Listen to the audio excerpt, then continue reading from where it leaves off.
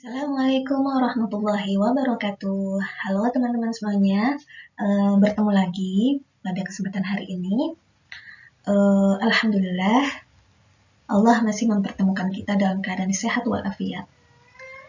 Pada kesempatan hari ini, saya ingin menyampaikan satu poin yang mungkin ada yang sudah pernah mendengarnya atau ada yang belum pernah mendengarnya. Nah, di dalam Islam, kita biasa kenal dengan istilah zakat, sedekah, infak, ya. Namun ada satu amalan yang dianjurkan di dalam Islam, yang hal tersebut berkaitan dengan sosial dan kemaslahatan umat. Apa itu? Nah, hari ini kita akan membahas tentang wakaf. Apa itu wakaf? Maknanya apa? Mungkin ada yang sudah tahu artinya, tapi akan kita bahas selanjutnya. Nah, sekarang kita akan membahas pengertian wakaf terlebih dahulu. Wakaf, menurut bahasa, itu artinya menahan atau menghentikan. Maksudnya di sini, secara istilah, menurut Imam Nawawi, bahwa wakaf itu adalah menahan harta yang dapat diambil manfaatnya bukan untuk dirinya sendiri, sementara benda itu tetap ada padanya dan digunakan manfaatnya untuk kebaikan dan mendekatkan diri kepada Allah Subhanahu wa taala. Istilah lain menurut Syekh Umairah dan Ibnu Hajar Al-Haytami, wakaf memiliki makna menahan harta yang bisa dimanfaatkan dengan menjaga keutuhan harta tersebut dan memutuskan kepemilikan barang tersebut dari pemiliknya untuk hal yang dibolehkan. Maksudnya bahwa ketika kita memiliki harta dan harta tersebut bisa diambil manfaatnya untuk kemaslahatan umat, harta tersebut bisa diwakafkan, bisa diserahkan kepada orang yang membutuhkan. Nah, biasanya wakaf itu dalam bentuk seperti tanah, bangunan, dan sebagainya. Kemudian, dalil apa yang melandasi dari perintah wakaf? Jadi, ada yang pertama dari sumber Al-Quran, itu terdapat dalam Quran surat Ali Imran, surat ketiga, ayat 92, yang menjelaskan bahwa wakaf itu menjadi ukuran kesempurnaan iman seseorang. Ketika iman itu semakin kuat, maka orang muslim itu tidak segan-segan untuk mengeluarkan hartanya untuk wakaf demi kemaslahatan umat. Jadi wakaf itu bisa menjadi ukuran kesempurnaan iman dari seseorang. Kemudian di ayat selanjutnya, Quran surat Al-Baqarah, surat kedua, ayat 261, bahwa wakaf itu bisa menjadi sumber pahala yang berlipat ganda. Karena wakaf itu seperti halnya kita mengeluarkan harta yang harta tersebut bisa untuk kita menjaga harta kita, bisa untuk membantu orang-orang yang akhirnya itu akan menjadi pahala yang selalu berlipat ganda. Kemudian di hadis Nabi, hadis riwayat Muslim, bahwa wakaf merupakan bentuk amal jariah yang pahalanya terus mengalir. Yang seperti kita ketahui bahwa amal jariah yang pahalanya terus mengalir itu kan ada 3. Ilmu yang bermanfaat, doa anak solih, dan sedekah jariah. Nah, wakaf ini termasuk dari sedekah jariah. Artinya apa? Sedekah yang tidak akan putus amalannya dan terus mengalir. Kemudian wakaf bisa disedekahkan dalam bentuk harta kekayaan. Wakaf pun tercantum dalam Undang-Undang Republik Indonesia, yaitu nomor 41 tahun 2004. Nanti bisa teman-teman semuanya cek. Nah, apa saja ketentuan-ketentuan yang harus kita perhatikan ketika kita melakukan wakaf? Yang pertama, kita harus melihat syarat wakaf apa yang harus kita penuhi. Yang pertama, jelas, kita ketika hendak wakaf, hendaknya adalah sebagai orang Islam. Ya. Kemudian orang yang wakaf hendaknya sudah memasuki masa balik, artinya sudah dewasa, sudah memahami dari wakaf-wakaf itu sendiri. Kemudian berakal sehat. Selanjutnya, bukan orang yang terhajur. Maksudnya apa? Orang yang dilarang melakukan transaksi keuangan seperti orang gila dan lain sebagainya. Nah, itu beberapa syarat yang harus kita perhatikan ketika kita akan melaksanakan wakaf.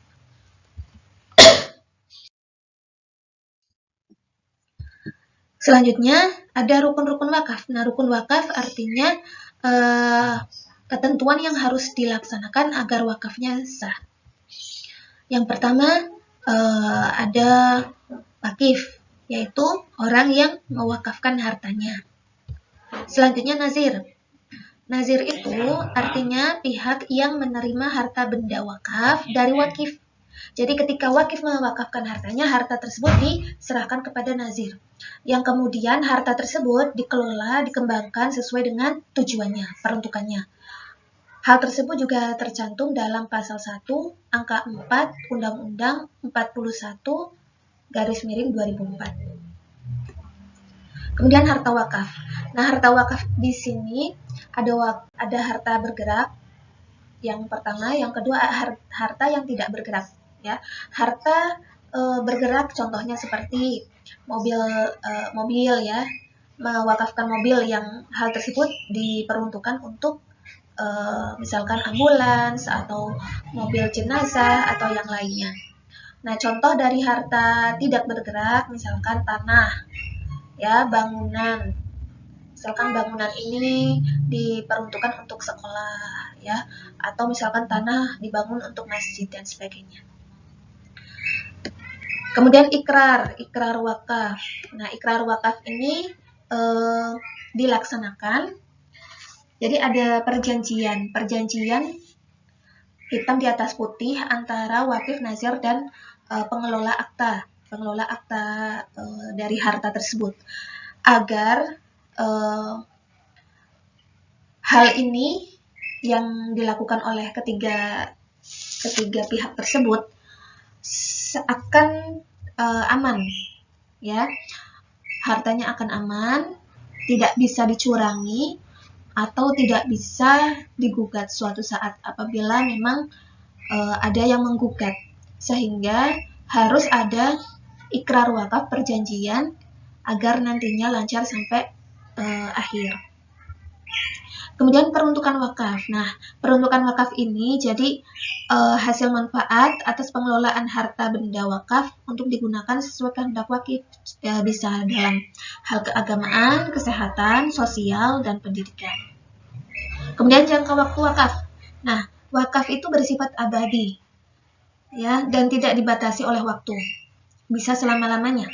Namun dalam literasi lain bahwa ditemukan pernyataan wakaf itu boleh dibatasi dengan waktu muakkad.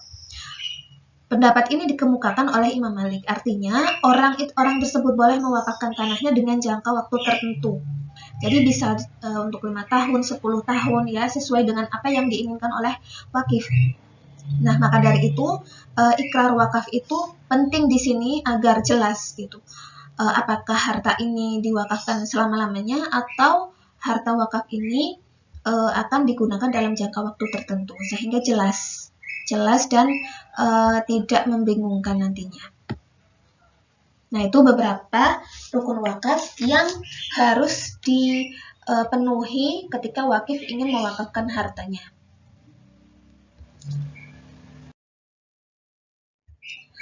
Nah, di sini ada tata cara atau simulasi ketika kita hendak mewakafkan harta kita. Jadi yang pertama di sini calon wakif, ya, orang yang mewakafkan hartanya sudah meminta persetujuan keluarga.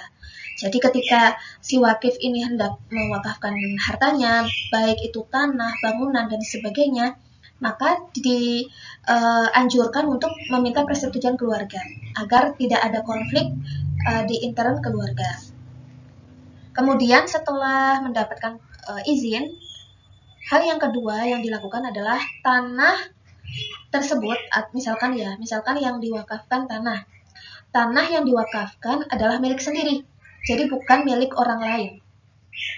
Apabila tanah tersebut merupakan bagian dari keluarga, maka tanah itu harus dibagi sesuai dengan bagiannya masing-masing, ya. Dibagi, kemudian baru bagiannya diwakafkan. Setelah itu, setelah tanahnya siap, kemudian memberitahukan kepada pihak nazir, orang yang mengelola, tentang maksud ingin berwakaf. Nah, nazir yang dimaksudkan bisa terdiri dari perorangan, atau nazir organisasi, atau nazir badan hukum. Ya, misalkan yayasan A, yayasan B, dan sebagainya. Jadi bisa perorangan, bisa organisasi, bisa badan hukum. Setelah itu, menghubungi pejabat pembuat akta ikrar wakaf. Ya, mengungkapkan hendak berwakaf kepada pejabat pembuat akta ikrar wakaf. Setelah itu, setelah bertemu nazir, kemudian pejabat pembuat akta, calon wakif dan nazir memenuhi persyaratan administrasi yang dibutuhkan. Jadi syarat-syaratnya sudah terpenuhi. Setelah syarat terpenuhi dan ketiga pihak sudah berkumpul, kemudian melakukan ikrar wakaf di hadapan PPAIW dan diterbitkan akte wakaf. Nah, jadi itu step-step yang bisa dilakukan ketika wakif ingin mewakafkan harta untuk wakaf. Nah, di sini ada poin penting ya, tambahan. Jadi tadi sertifikat yang diperlukan untuk pengesahan dalam penyerahan harta wakaf. Jadi sertifikat yang digunakan itu pertama bisa bertujuan untuk pengesahan, ya, pengesahan bahwa harta ini sudah diserahkan kepada pihak nazir. Karena memang sebagian besar ketika kita wakaf itu biasanya harta yang diwakafkan itu nilainya sangat besar. Maka dari itu, agar terhindar dari sengketa, maka harus ada sertifikat, harus ada aktenya agar tidak ada sengketa nantinya. Nah, setelah kita melaksanakan wakaf, maka ada hikmah-hikmah yang bisa kita ambil dari wakaf tersebut. Yang pertama, yang jelas, ketika kita mewakafkan harta-harta kita, maka hal tersebut bisa menghilangkan sifat tamak, kikir, pelit, ya, dan sebagainya. Kemudian hikmah yang kedua, menanamkan kesadaran bahwa di dalam setiap kepemilikan harta benda itu ada hak orang lain. Jadi harta yang kita miliki itu ada hak dari orang lain. Makanya Islam mengajarkan kita untuk bersedekah, berinfak, berzakat, dan wakaf. Yang ketiga, menyadarkan seseorang bahwa kehidupan di akhirat membutuhkan bekal pahala yang cukup.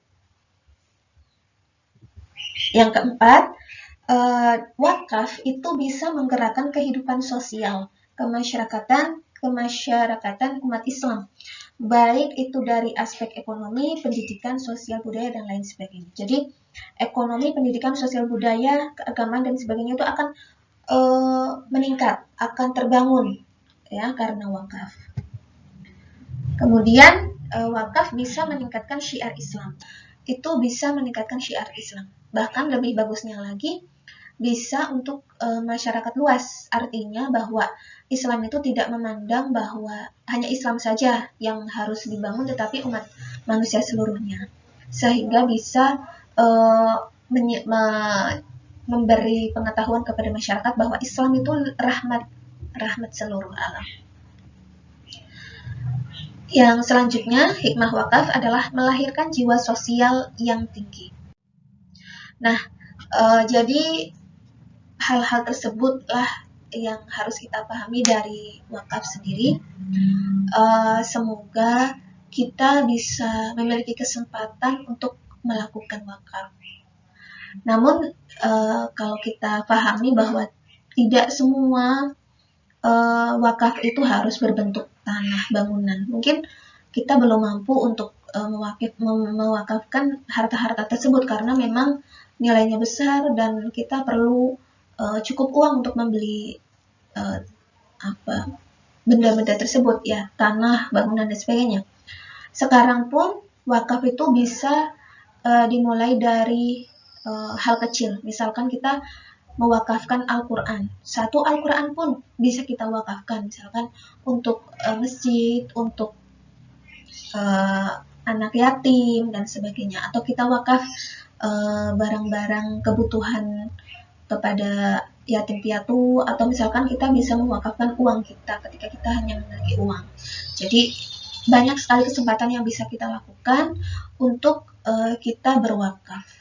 Karena selain wakaf itu kita mendapatkan pahala yang tidak putus-putus, wakaf itu pun bisa untuk sosial, kemaslahatan umat, perkembangan umat, meningkatkan semangat umat, ya, meningkatkan taraf hidup umat dan sebagainya. Jadi bermanfaat tidak hanya untuk diri sendiri tetapi orang lain. Semoga materi-materi tersebut bisa bermanfaat kepada kita dan menyadarkan kita untuk bisa terus beramal soleh. Saya mohon maaf apabila ada kesalahan, semoga bermanfaat. Billahi fi sabilil haq, fastabiqul khairat. Wassalamualaikum warahmatullahi wabarakatuh.